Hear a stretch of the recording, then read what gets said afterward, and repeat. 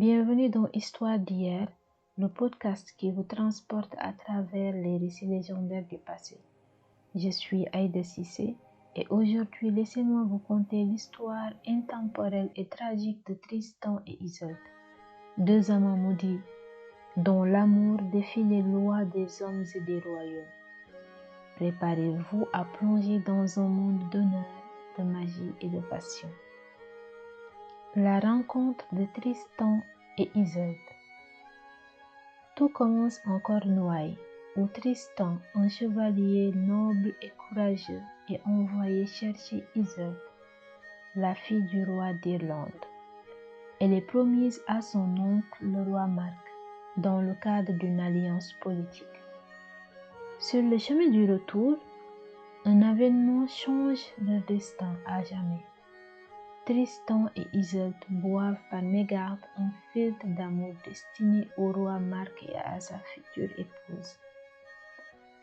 Dès cet instant, leurs âmes sont liées pour toujours, mais cet amour, si puissant soit-il, est interdit. L'amour caché. Tristan et Isolde vivent un amour aussi passionné qu'impossible.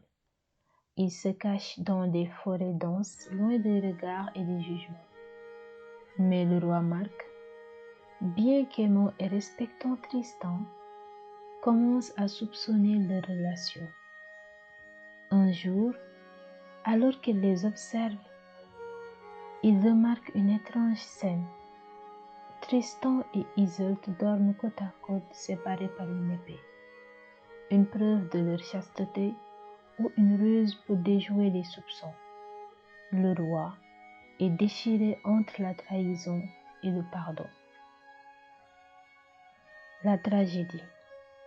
Les amants condamnés par leurs sentiments et par la société sont forcés de se séparer.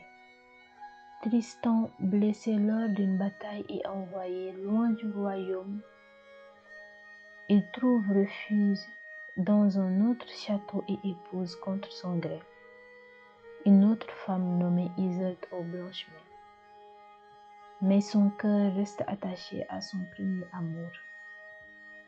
Sentant sa fin approcher, Tristan demande à revoir Isolde une dernière fois. Il envoie un messager avec un signal convenu. Si le navire revient avec une voile blanche, cela signifie qu'elle viendra. Sinon, elle ne viendra pas. Lorsque le navire apparaît à l'horizon, la voile blanche flotte fièrement.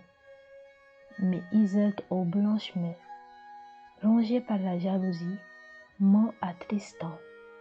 La voile est noire, dit-elle. Tristan, désespéré, rend son dernier souffle. Lorsque Isolde arrive enfin, elle trouve son amour mort. Elle s'effondre et meurt à ses côtés. C'est ainsi que se termine leur histoire. Un amour si fort qu'il transcende la vie elle-même. Ainsi s'achève l'histoire de Tristan et Isolde, un amour éternel mais maudit par le destin.